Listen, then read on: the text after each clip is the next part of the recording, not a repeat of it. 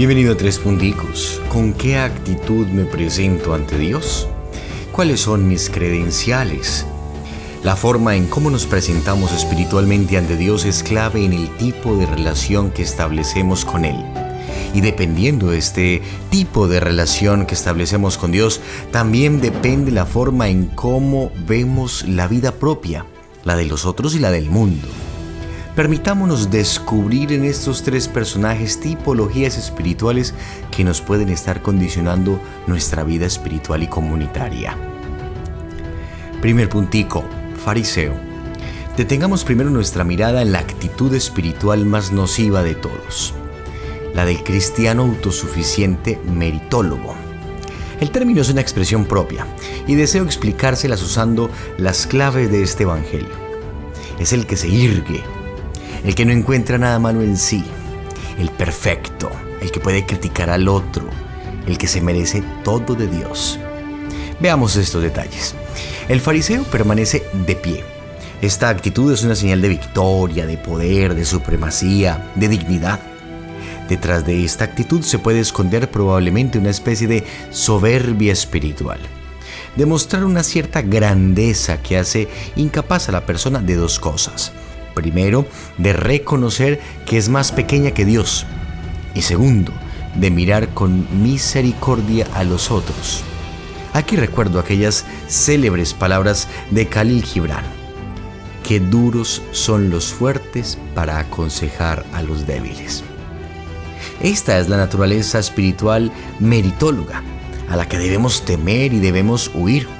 Una condición en la que nos creemos merecedores de Dios, de sus dones, de sus bendiciones, de su misericordia, incluso de sus milagros. Expresiones como, Señor, es que yo voy a misa, Señor, es que yo rezo el rosario, Señor, es que tal cosa o tal otra. ¿Acaso pretendemos obligar a Dios a hacer nuestra voluntad con actos y oraciones que a Él nada le sirven? ¿No es la adoración y la alabanza antes un bien para nosotros que para Él? ¿Qué clase de Dios te imaginas cuando para conseguir las cosas te obligas a orar?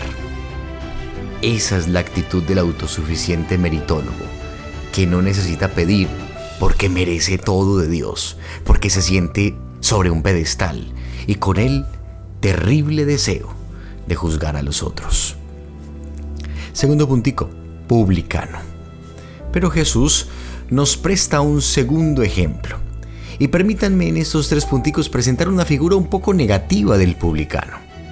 Por supuesto que la intención de Jesús es establecer una comparación entre la actitud de un fariseo que se cree justificado y un publicano que, reconociéndose pecador, alcanza mejor la misericordia de Dios. Toda esta comparación termina elogiando al publicano. Pero espiritualmente podemos caer en el riesgo de una continua autoagresión pesimista. El publicano no entra al templo, se queda atrás. Su pecado lo hace vulnerable, temeroso, incapaz de acercarse a Dios. Luego se da golpes de pecho constantemente. Pero, ¿y entonces? He ahí el detalle. Entonces no existió transformación, solo justificación.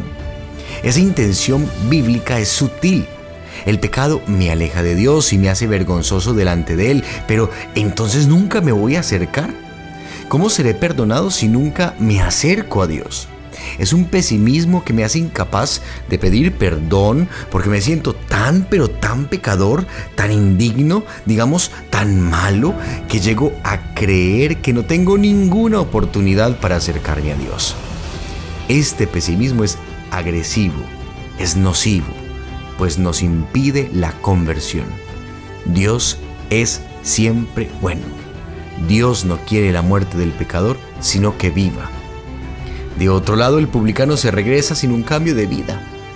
Es una autoagresión constante en la que, por el mismo pesimismo, seguimos culpándonos cuando nos equivocamos. Entonces, nos hacemos incapaces de modificar las conductas de nuestra vida que nos llevan al mal.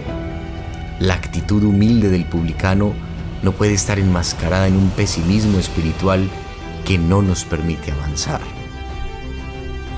Tercer puntico, justo. En la Sagrada Escritura, el justo es el santo, el bueno, Por eso se dice Jesucristo el justo, o Dios es justo, o la bienaventuranza de los justos. En fin, la teología bíblica equipara justo y santo. Hoy San Pablo, en la segunda lectura, nos ilustra un justo medio entre el fariseo y el publicano. Porque si bien hemos de tener un orgullo espiritual, no podemos ir al extremo del meritólogo fariseo. Pero tampoco nuestra humildad debe exagerarse en un pesimismo publicano. El justo medio es el justo. No es un juego de palabras. No es ser publicanos ni fariseos. Es ser justos. El justo, según esta lectura que hacemos de San Pablo, es el que conserva la fe. Y entonces, como la conserva, es capaz de reconocer que Dios es la fuente de todo, que todo lo que tiene es don, pero que además siempre tendrá oportunidad de enmendar sus errores. También es el que aguarda con amor, es decir, reconoce que Dios es indescifrable y por eso mira con esperanza, aguarda, no determina, no obliga, tampoco se desanima. El justo es también quien no juzga ni condena porque pide a Dios que no tenga en cuenta los males que los otros le causan a él o a los prójimos. Y finalmente, el justo es el que reconoce que sin Dios nada puede. Por eso no se puede enorgullecer y por eso tampoco se puede quedar a distancia sin acercarse a pedir ayuda. La forma en la cual asumimos nuestra vida espiritual es clave. No podemos ser orgullosos espirituales, pero tampoco pesimistas. Hay una invitación clave a vivir nuestra espiritualidad y por ende nuestra existencia en el justo medio de la santidad. Feliz semana en el Señor. Hasta los próximos 3 punticos.